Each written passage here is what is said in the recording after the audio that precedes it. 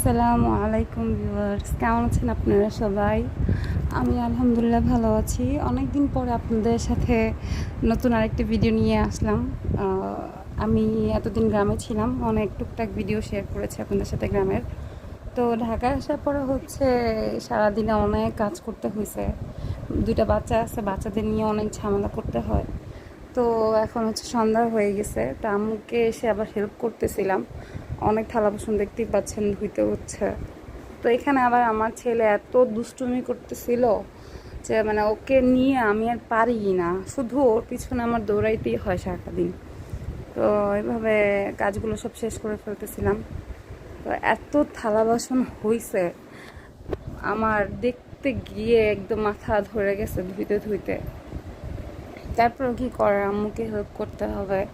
তো তাই ধুচ্ছিলাম আর দৌড়াদৌড়ি করছিলাম। ওইদিকে আমার ছেলে এটা ফলাই দিচ্ছে, ওইটা ফলাই দিচ্ছে। ওকে বারবার যে যে ধমক দিতে হচ্ছে, ওকে কি বলবো, ওকে বুঝাইলেও বুঝি না, এত দুষ্টুমি শুরু করছে ইদানিং। ওকে নিয়ে আমি আর পারি না, এত দুষ্টুমি করে। ঘরে রেখে আসলে ঘরে যে ছোটো বাবুটার সাথে মারামারি করে, কিংবা ওকে একটা ব্যথা দেয়। আবার বাইরে চলে আসলে দেখা গেছে যে ওকে নিয়ে বারবার ঝামেলা পোহাইতে হয়। তারপর কি করার, এভাবে করে করে আম্মুর এই কাজগুলো শেষ করতেছিলাম। তো এখানে থালা বাসন ধুয়ে ধুয়ে গুছিয়ে ফেলতেছিলাম। পুরো জায়গাটার অবস্থা এত ময়লা হয়ে গিয়েছিল, দেখতেই কেমন যেন লাগতেছিল। তারপর ভাবলাম যে আজকে যতটুকু করা করি, বাকিটা কালকে করব। তো তাই আর কি ওগুলো বারবার পরিষ্কার করে করে রাখছিলাম। আজকে এত গরম পড়েছিল, বলার বাহিরে, একদম গরম অসহ্য হয়ে যাওয়ার মতো অবস্থা হয়ে গেছিল। তাও কি করার, আমরা তো মেয়ে মানুষ, ঘরে কাজ করতেই হবে।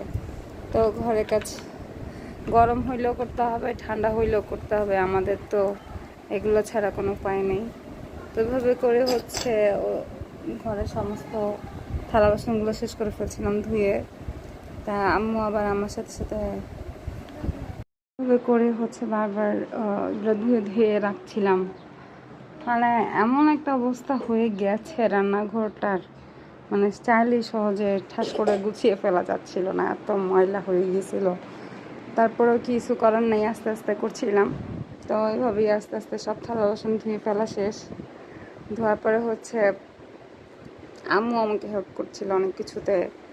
আম্মু আবার রান্না করছিল, আমি আবার থালা বাসন ধুচ্ছিলাম। ওইদিকে দুই বাচ্চাকে রেখে ওরা তো ওইদিকে মারামারি করতেই ছিল। আমার ছোট একটা ভাই আছে, ওর সাথে সারাটা দিন আমার ছেলেটা মারামারি করে। এদিকে দেখেন রাগটার কি একটা অবস্থা, আর একটা গুছাতে গুছাতে আমার জীবন শেষ। থালা বাসন সব একসাথে রেখে দিয়েছিলাম, এখন সব থালা বাসন একসাথে র্যাকের মধ্যে গুছিয়ে রাখছি। এই বক্সটা আমি লাগাতে পারছিলাম না, জোর জবরদস্তি লাগাতে লাগাতে লাস্টে আম্মুকে বলতেছিলাম যে দেখো এটা কীভাবে লাগায়, তুমিই লাগাও।